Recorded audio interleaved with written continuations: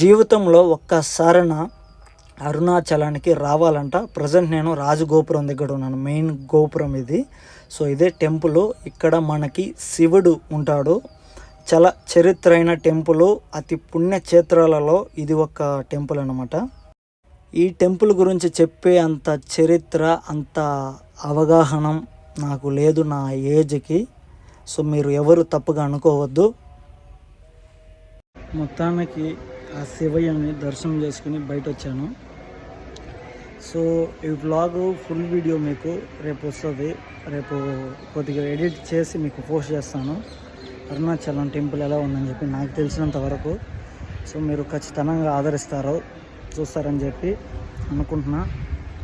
ఈ షార్ట్ అంతే. ఈ షార్ట్ మీకు నచ్చితే లైక్ చేయండి, అదేవిధంగా ఏ విధంగా ఉందో కామెంట్ చేయండి. ఓకేనా? ఫుల్ వీడియో నేను రేపు అప్లోడ్ చేస్తాను.